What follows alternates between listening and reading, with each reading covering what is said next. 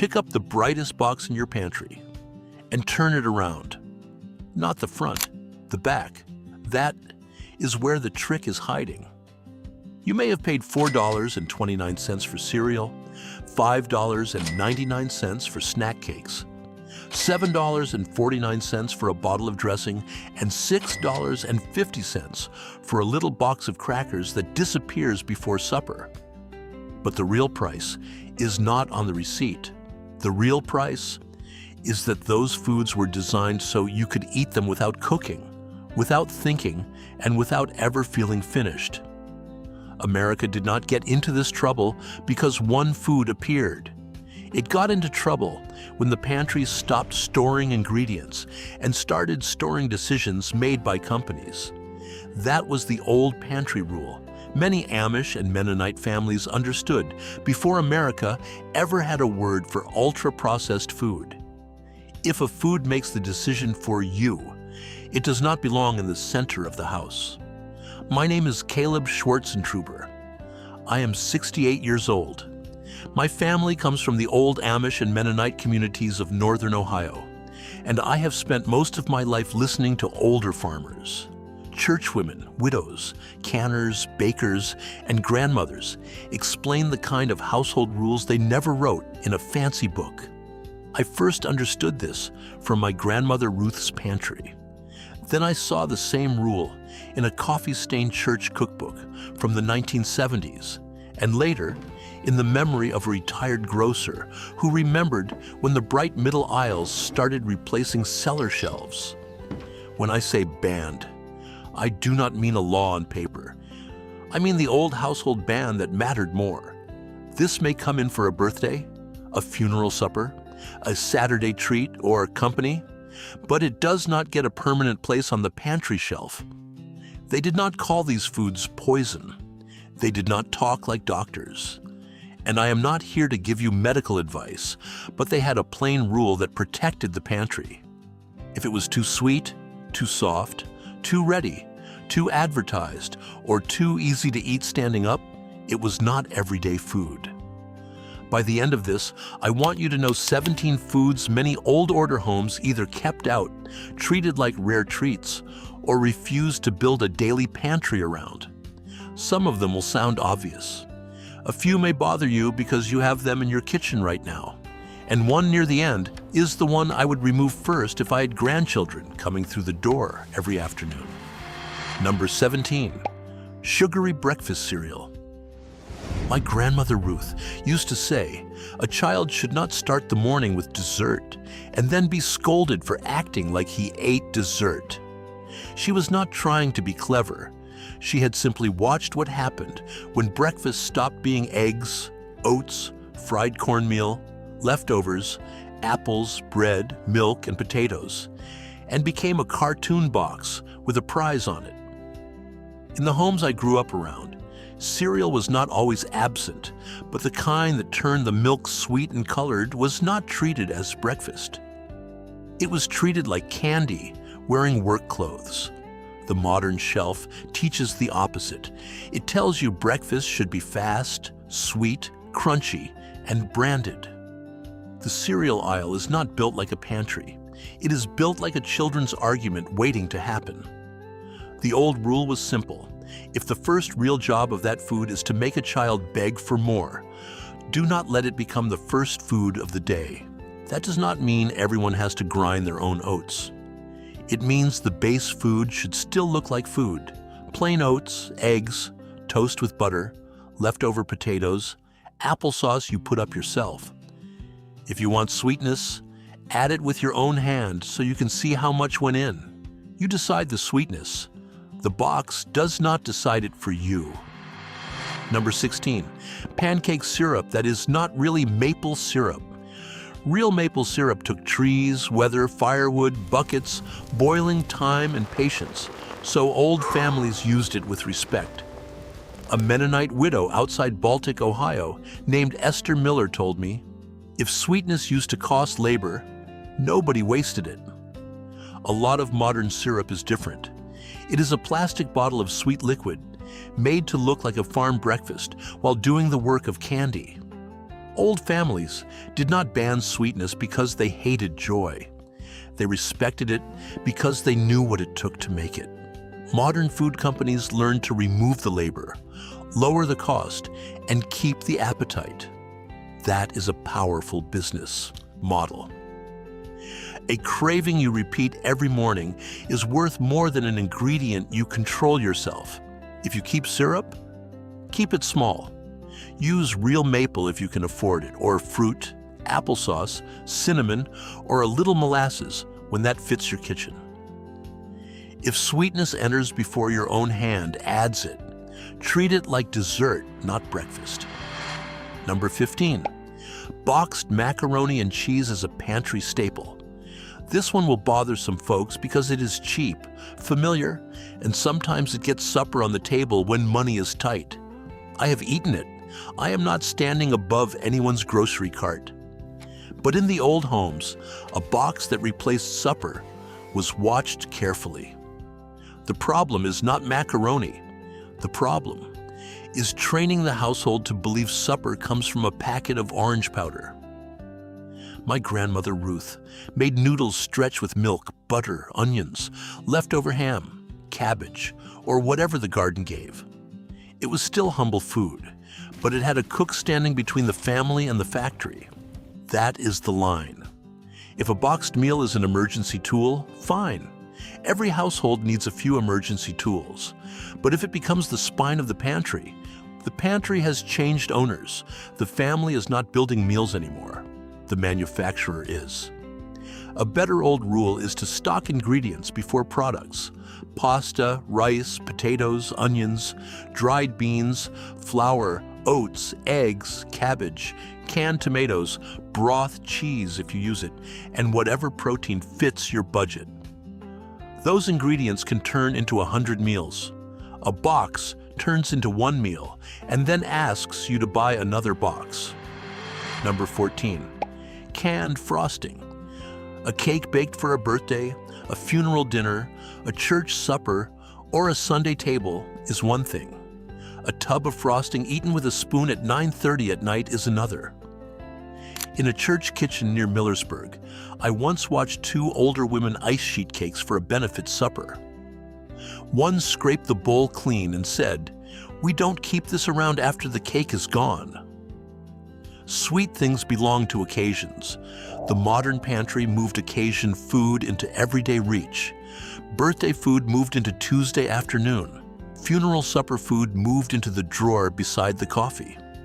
Celebration food became background food. If you bake, bake. If you celebrate, celebrate. But do not keep a tub of frosting as a regular pantry resident. Put celebration food back on a celebration schedule.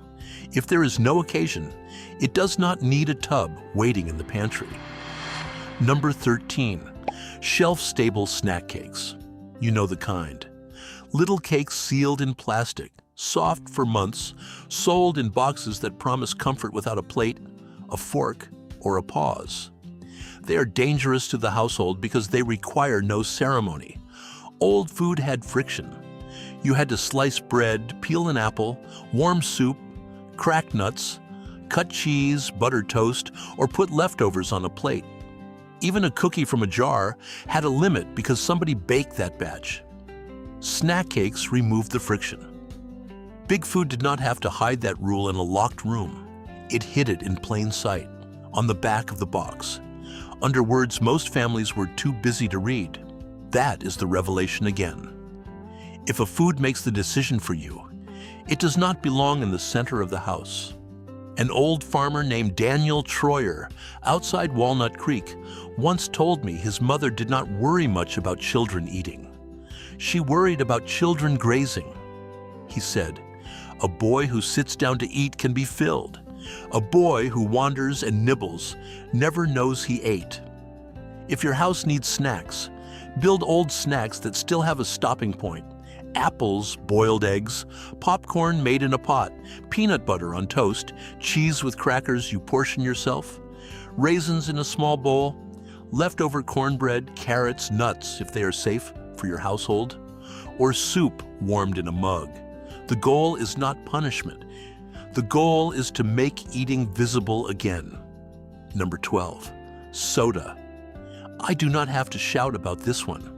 Most older Americans already know it, but knowing and removing are two different things. Soda is one of the cleanest examples of a modern food business, turning a treat into a habit. The bottle is cheap enough to repeat, sweet enough to crave, and convenient enough to travel with you. It does not need a plate. It does not need a table. It does not even need hunger. That is why old households were careful with it. At a farm auction in Holmes County, I once found an old wooden crate from a local bottler. A man standing beside me said, "When I was little, pop was for Saturday, and even then you split it." That sentence explains the whole loss. The drink did not change as much as the permission changed. Saturday became every day. A shared bottle became a personal bottle. If you want the old rule, make water the default again. Coffee, tea, milk if you use it, broth in winter, lemon water, or unsweetened iced tea can all have a place. But soda should have to ask permission.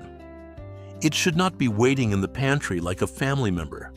And if someone in your house is diabetic, dealing with kidney trouble, heart trouble, or any medical condition, talk with your doctor about what belongs in your routine.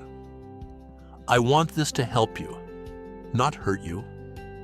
Number 11, powdered fruit drink. This is the one that fooled a lot of families because it wore the color of fruit while leaving the fruit behind. Old pantries kept fruit in forms the household understood. Apples in a cellar, peaches in jars, berries cooked down, grape juice put up, dried apples, applesauce on a shelf. The color came from the food. Powdered drink mix taught children that fruit could be a color, not a thing. My grandmother Ruth made weak vinegar and honey drink in hot weather, cold tea, spring house water, or canned grape juice diluted in a pitcher. Nobody pretended those things were magic. They were just honest drinks. The practical rule is this: if the drink is mostly a color and a craving, do not make it the house drink. Use it for a party or nostalgia if you want, but do not let a powder train the house to believe water needs to be entertained before it can be swallowed. Number 10, instant flavored oatmeal packets. This one is sneaky because oatmeal itself is old, useful, cheap, and good in many homes. The problem is the packet. A plain bag or canister of oats says, "Cook me and decide what I become." A flavored packet says, "I already decided." That is the modern pantry in one sentence. The packet controls the sweetness, the flavor, the portion, the habit, and the price. You pay more for less food and less control. In 1978, I remember seeing my grandmother Ruth put oats, chopped apple, cinnamon, and a pinch of salt into a pot on a cold morning. She did not measure like a television cook. She measured like a woman who knew how thick her husband liked it and how much a child would eat before school. That kind of cooking is not fancy. It is control. If you like flavored oatmeal, make your own jar. Oats, cinnamon, dried apples, raisins, chopped nuts, if your household can safely eat them. Maybe powdered milk if you use it, and just enough brown sugar that your own eyes can see. The old way is cheaper, plainer, and it does not let a packet teach your tongue what breakfast should taste like. Number 9, cheap white sandwich bread as the everyday bread. Now listen carefully. I am not insulting anyone who buys bread. Plenty of older folks cannot knead dough anymore. Arthritis is real. Time is real. Money is real. The issue is not whether bread comes from a store. The issue is whether the bread still behaves like food. Old bread went stale. That was not a defect. That was a clock. It told the household to use it, toast it, cube it, turn it into stuffing, bread pudding, crumbs, or feed it to chickens if that was your situation. Modern soft bread tries to stay soft so long that people forget bread used to have a lifespan. A Mennonite baker named Martha Gingerich near Sugar Creek once told me, "Soft is not the same as fresh." If you buy bread, look for the plainest one your budget allows, fewer sweeteners, more recognizable ingredients. Freeze extra slices if you live alone. Toast stale bread instead of throwing it out. If you bake, bake simple. Do not let the sandwich loaf become dessert with a crust. Some of you are already arguing with me about this one. Good. Tell me below whether your family baked bread, bought bread, froze bread, or had a rule about wasting the heel. Number 8. Margarine and butter-flavored spread. This one has history, and families will argue about it. Some used margarine because butter was expensive. Some still do. I understand that. But old farm kitchens trusted fats they could explain. Cream became butter, lard came from hogs, drippings came from supper. Butter-flavored spread had a sales department. The old pantry asked a hard question. Can I tell where this came from without reading a paragraph? If the answer is no, use caution. The bigger lesson here is not that every person must buy expensive butter. It is that modern food often sells imitation as progress, then sells confusion as choice. One shelf gives you 20 tubs, all trying to be butter without being butter. An old cook would not need 20 tubs. She would need a small amount of a fat she understood, and the discipline not to waste it. Buy the plainest fat your budget and health allow. Use it carefully. And do not let the word flavored do the work of food. And if your doctor has you on a specific diet for cholesterol, heart disease, or another condition, follow medical guidance. Old wisdom is not a license to ignore your own health. Number 7. Processed cheese slices. Cheese was a preservation food before it was a plastic-wrapped square. It was milk given time, salt, cultures, pressure, and patience. Processed cheese slices turn cheese into one behavior: melt. That is what they sell. The old pantry did not ban every convenience, but it did not confuse convenience with nourishment. If a food's main purpose is to melt perfectly and taste the same forever, you should know what role it is playing. A church woman named Lena Hostetler told me once while cutting cheese for a funeral meal, "A little real cheese goes farther than a lot of pretend cheese." She was right in more than one way. Use real cheese when you can. Use less of it. Shred it yourself if that saves money. Save the rinds for soup if that fits the cheese. Buy one block when you can. Cut it yourself. And let cheese be cheese again, instead of a square designed only to melt. If processed slices are what you can afford for now, then treat them as a tool, not the definition of cheese. The old rule is not snobbery, it is clarity. Know when you are eating food, and know when you are eating a product designed to imitate one useful feature of food. Number 6. Bottled salad dressing. This one gets into the pantry because it looks responsible. Salad sounds healthy. A bottle beside the lettuce sounds harmless. But many old households would have looked at that bottle and asked, why are we paying somebody to mix oil, vinegar, salt, sweetness, and flavor for us? That question is where independence begins. The dressing aisle is a perfect little picture of the modern food system. Dozens of bottles. Creamy, sweet, thick, flavored, branded, and priced high for something a child could learn to shake in a jar. At my grandmother Ruth's table, dressing was often vinegar, oil, or cream, depending on the dish. Salt, pepper, onion, herbs if there were herbs, maybe a little sugar for certain slaws. It did not last 6 months because it was not meant to. It was made for the bowl in front of you. Here is the practical system. Keep vinegar. Keep oil you trust.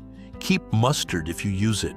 Keep salt, pepper, garlic, onion, herbs, and maybe plain yogurt or buttermilk if your household likes creamy dressings.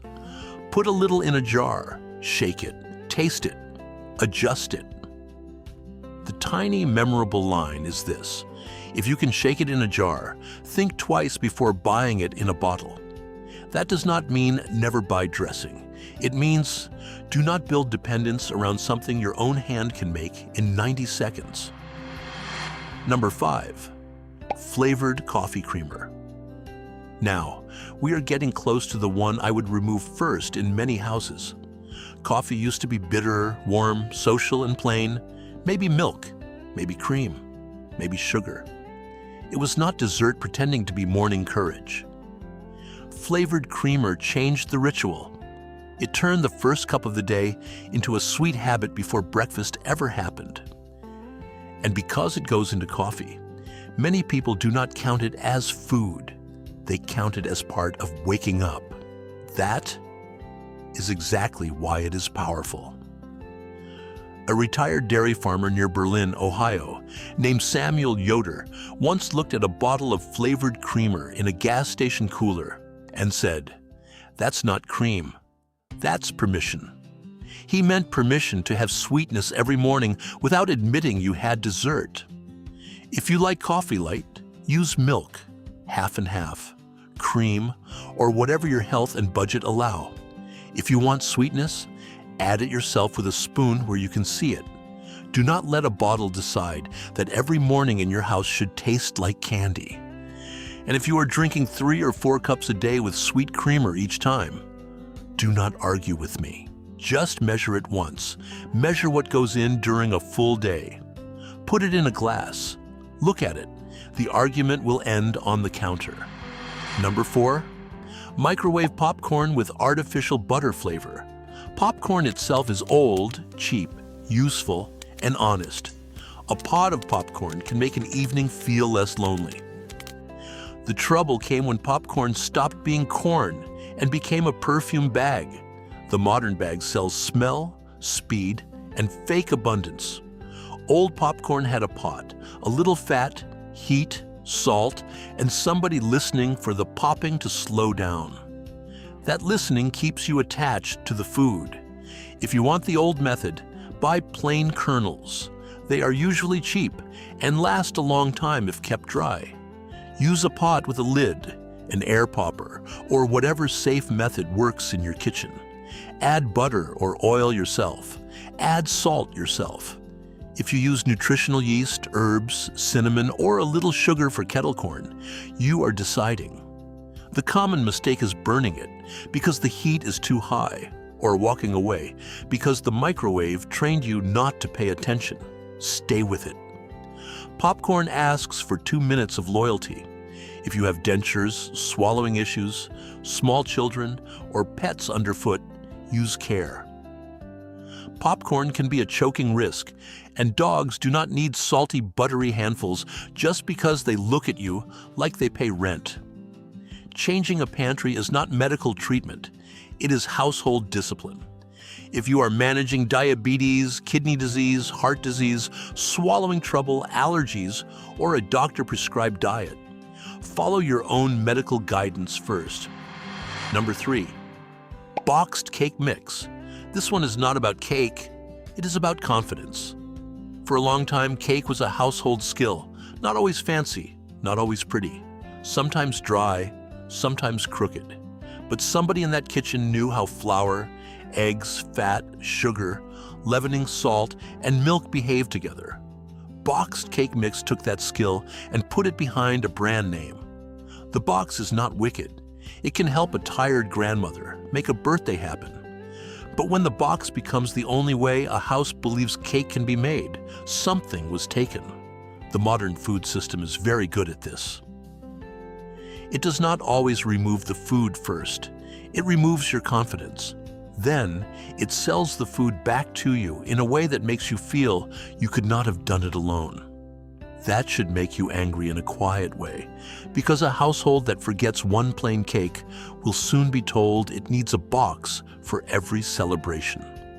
My grandmother Ruth kept a handwritten cake formula in a church cookbook with coffee stains on the page and a note in the margin that said, "Don't beat after flour." That little note is worth more than a box because it teaches judgment. If you want cake, learn one plain cake, just one. A simple yellow cake, applesauce cake, oatmeal cake, gingerbread, cornbread, or pound cake. Keep the ingredients. Make it twice. Let it be imperfect. The old pantry was not built by perfect cooks. It was built by repeated cooks. Number 2, potato chips and flavored snack chips. This is the food I would watch in any house where people say they are never full. Not because a chip is the worst thing in the world, because chips are engineered to defeat stopping. Salt, fat, crunch, flavor dust, no plate, no cooking, no chewing work, no clear portion, and a bag that sits open like an invitation. That is not an accident. That is design. Old families had fried potatoes, popcorn, crackers sometimes, nuts in some homes, pork rinds in some regions, and treats. But many had a stopping point because somebody made them, portioned them, or served them with a meal. A bag of flavored chips has no stopping point except your willpower, and willpower is a poor pantry system. The old rule is better. Do not store foods that require you to be strong every time you walk past them. If you buy chips for a picnic, fine. If you buy them for a ball game, fine. But do not pretend a family-sized bag in the pantry is neutral. It is not neutral. It is a standing argument. Use bowls if you keep them. Never eat from the bag. Keep them out of sight. And if you are trying to get your household healthier, start here. Removing one open bag food can change more than adding 10 noble foods nobody eats. Number 1, frozen or shelf-stable dinners that replace the family meal. This is the one I would remove first if I were trying to rebuild a pantry. Not because every frozen dinner is evil. Some older people live alone, widowed, tired, or unable to stand at a stove long. I understand that. The danger is when the prepared meal becomes the teacher of supper. It teaches portion by tray, flavor by factory, vegetables by compartment, and worst of all, that supper is something purchased complete, not assembled from what you have. That is the final line between an old pantry and a modern one. An old pantry is not a museum. It is a set of possibilities. Beans can become soup. Potatoes can become breakfast. Supper, hash, or thickener. Cabbage can stretch meat. Eggs can rescue leftovers. Flour can become bread, gravy, noodles, or dumplings. Canned tomatoes can become 3 different meals. Rice can carry anything. A prepared dinner has one future. That is why the convenience industry loves it. A meal you assemble from ingredients teaches you to buy ingredients. A meal they assemble for you teaches you to buy the next meal from them. One makes a household more capable. The other makes it more dependent. If you need convenience, build your own. Cook double soup and freeze it flat. Make rice and freeze portions.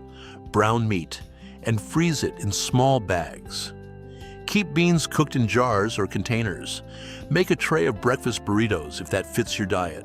Keep broth, canned tomatoes, onions, potatoes, eggs, oats, cabbage, and simple proteins. Label dates, rotate. Keep the freezer honest. That is not fancy meal prep. That is an old pantry wearing a freezer coat. Now, let me close the loop. The Amish and Mennonite families I learned from did not have a magic list handed down from heaven. They had a household instinct America needs again. The pantry shapes the appetite before the appetite ever reaches the table. If the pantry is full of foods that decide for you, the house gets weaker. If the pantry is full of ingredients that wait for your hand, the house gets stronger. It is not about pretending the old days were perfect. They were not. But the older pantries still carried a discipline that protected the family from being trained by every company with a bright box and a repeat customer plan. So here is what I would do this week. Do not empty the whole pantry in a fit. That usually fails. Pick 3. Pick the drink that became a habit. Pick the snack that never fills anybody. Pick the boxed meal that taught your house to stop cooking. Move them out of daily reach, or stop replacing them when they run out. Then replace each one with an old ingredient or a simple homemade version. Plain oats instead of packets, kernels instead of microwave popcorn, oil and vinegar instead of dressing, real coffee with measured sweetness instead of a bottle of creamer. Ingredients for soup instead of trays that tell you supper is already finished. And if your grandmother, mother, aunt, church ladies, or old neighbors had pantry rules like this, leave them below. Tell me what food your family refused to keep in the house, or what they only allowed on Sundays, holidays, or company days. The comments are where half this old knowledge is still hiding. If you want these old methods kept alive, subscribe. I put one up every week, and I read what older viewers add, because many of you are carrying pieces of this that were never written down. Next, I want to show you the old pantry shelf that helped families stretch $20 of staples into a week of meals without feeling poor. Because once the bad foods leave the center of the house, the next question is what deserves to stand there instead. Remember the rule. The pantry is not just where you store food. It is where somebody teaches your appetite. Make sure it is your household doing the teaching. If a food makes the decision for you, it does not belong in the center of the house.